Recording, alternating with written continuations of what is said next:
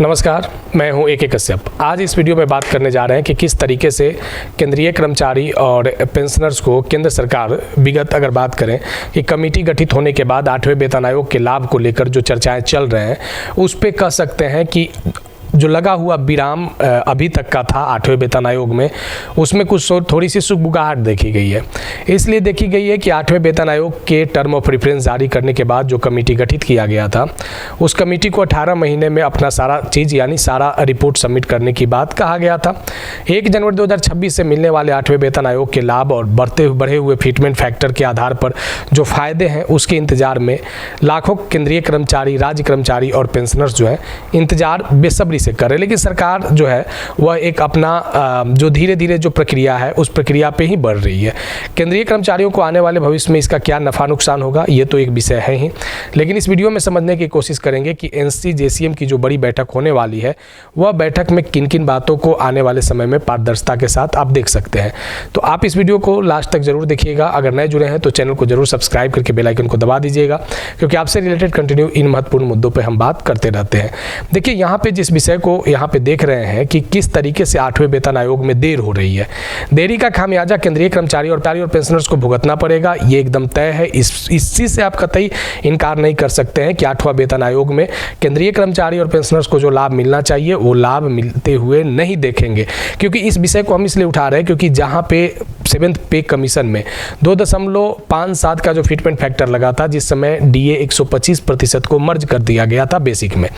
अभी की स्थिति क्या है कि इस जनवरी में अब 60% बेसिक में DA होने वाला है और 1 जनवरी 2026 का जो टेन्योर जो अवधि जो शुरू हुआ है ये 8वां वेतन आयोग का टेन्योर है। अब इसमें क्या हो रहा है कि अब केंद्रीय कर्मचारी किस तरीके से यहाँ पे पे रिवीजन की बात, किस तरीके से कैलकुलेशन की बात, फिटमेंट फैक्टर 3.0 तक की बात, सभी चर्चाएं चल रहे हैं। लेकिन ऐसा होता हुआ आने वाले समय में नहीं दिखेगा कि केंद्र सरकार कोई एक बेहतर फिटमेंट फैक्टर यानी 7th पे कमीशन के तुलना में कुछ बहुत ज़्यादा 8th पे में मिलने की संभावना नहीं है। आप इस चीज़ से देखेंगे कि जो भी पे कमीशन पहले लागू हुआ उसमें अभी तक का जो सबसे ज़्यादा जो निराशा वाला पे कमीशन रहा था वो 7th पे कमीशन के ही फायदे रहे थे।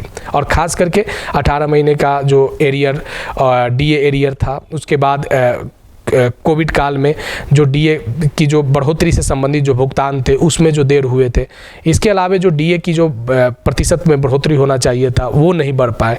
तो 7वां वेतन आयोग के फायदे 8वें वेतन आयोग को आने वाले समय में नुकसान कर सकता है। देखिए, जिस विषय को लेकर यहाँ पे हम चर्चा कर रहे हैं कि 8वें वेतन आयोग में कैसे तैयारी की सक्रियता को यहाँ पे देखने को मिला है, तो यहाँ पे देखिए 8th पे कमीशन के लिए ऑफिस अलॉट अभी कर दिया गया है। अब इस चीज़ से आप समझ सकते हैं कि अगर टर्म ऑफ रेफरेंस की बात करें तो इसे लागू हुए लगभग 3-4 महीने हो चुके हैं और टर्म ऑफ रेफरेंस आने के बाद अब आयोग के काम करने की संकेत मिल रहा है। NCJCM स्टाफ साइड इस पर मेमोरेंडम देने की तैयारी में है और जल्द ही मेमोरेंडम को सौंपा जा सकता है। NCJCM के कुछ महत्वपूर्ण जो मांग पहले रहे हैं जिस पे हम चर्चा करेंगे कि NCJCM ने क्या क्या मांग कर्मचारियों के लिए किया है। तो NCJCM फिर से एक जल्द नया मेमोरेंडम जो है वह पे कमीशन के सामने रख सकते हैं। अब देखिए, यहाँ पे जो कमेटी के सदस्य होंगे वो 25 फरवरी से 1 सप्ताह तक दिल्ली में रहकर किस तरीके से 8th CPC का प्रावधान जो है वो लागू हो और कैसे यहाँ पे बेनिफिट्स मिले, लाभ मिले, ये बात को लेकर 1 सप्ताह तक मंथन चलेगा। इसमें खास करके पे जो पे है, भत्ते हैं, पेंशन है और अन्य सेवा शर्त के प्रस्ताव को यहाँ पे तैयार करने की बात चला है। अब ये प्रक्रिया बताती है कि 8वां वेतन आयोग अब कागज से निकलकर काम के स्तर पर आ चुका है। यानी इस चीज़ को आप समझ सकते हैं कि लंबे समय से इस विषय को केंद्र सरकार अपने विचार में रखे हुए है, लेकिन फिर भी इतना देर केंद्रीय सरकार के कर्मचारियों के लिए किस तरीके से ये नुकसान साबित हो रहा है। क्योंकि आने वाले समय में अगर एरियर की भुगतान में सरकार अगर इसको करती है 2028 में अगर लागू करती है 8th पे कमीशन और अगर उसका एरियर देता है तो उस पे लगने वाले कुछ टैक्सेस वगैरह उसके दायरे में आ जाएंगे। यानी तत्काल कर्मचारियों को कहीं से किसी भी प्रकार का कोई राहत मिलता हुआ नहीं दिख रहा है। अब इस लेटर को आप देख सकते हैं कि ये लेटर जो है वह मिस्टर शिव गोपाल मिश्रा जो NCJCM सेक्रेटरी हैं उनके द्वारा लिखा गया है। और यहाँ पे इन लेटर में बहुत से बातों को मेंशन किया है कि 25 फरवरी 10:30 पर यहाँ पे डिस्कस एंड डिसाइड होगा, यहाँ पे बातचीत होगा और निर्णय लिया जाएगा कि किस तरीके से प्रोसेस को मॉडलाइटाइज और ड्राफ्टिंग मेमोरेंडम के तौर पे इसे तैयार किया जाए। और इसको लेकर जो फाइनलाइज जो टॉपिक इशू, प्रत्येक इशू पे जो फाइनलाइज टॉपिक पे बात होगा, तो यहाँ पे 7 डेज का ये प्रक्रिया, यहाँ पे NCJCM स्टाफ साइड के जो सदस्य हैं वे लोग यहाँ पे इस प्रक्रिया में शामिल रहेंगे 7 दिनों तक।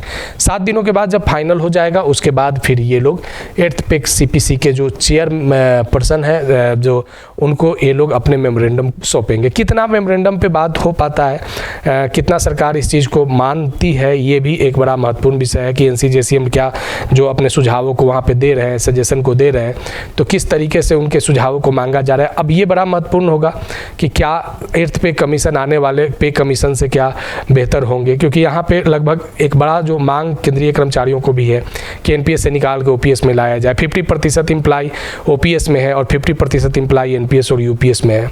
अब NPS और UPS में भी एक बड़ा मुद्दा जो छिड़ा हुआ है कि अब सरकार OPS देने की तैयारी में है नहीं, तो किस तरीके से NCJCM यहाँ पे पुरानी पेंशन योजना को भी रीस्टोर करने की बात यहाँ पे सुझाव में करते हैं। दूसरे तौर पे जो 1 जनवरी 2026 से, क्योंकि पहले भी इन्होंने कहा कि 1 जनवरी 2026 से 8वें वेतन आयोग का लाभ मिलेगा, तो NCJCM किस तरीके से केंद्र सरकार को इस बात पर राजी करते हैं, इस कमेटी को राजी करेंगे कि 1 जनवरी 2026 से ही 8वां वेतन आयोग का लाभ मिले। बड़ा महत्वपूर्ण आने वाले समय में केंद्रीय कर्मचारियों के लिए और केंद्रीय पेंशनर्सों के लिए, क्योंकि केंद्र के तर्ज पर राज्य भी लागू करता है, तो राज्य कर्मचारी और पेंशनर्स के लिए आने वाला समय बड़ा दिलचस्प होगा। और अगर इस संबंध में अगर कोई भी इन्फॉर्मेशन आएगा तो हम जरूर आपके सामने रखेंगे। आप मेरे चैनल के साथ जुड़े रहिएगा। अगर नए जुड़े हैं तो चैनल को जरूर सब्सक्राइब करके बेल आइकन को दबा दीजिएगा। वीडियो अच्छा लगा है तो लाइक शेयर जरूर कीजिएगा। अगर कोई सुझाव होगा तो आप कमेंट में लिखिएगा। मिलेंगे आगे नेक्स्ट वीडियो नेक्स्ट टॉपिक में। धन्यवाद।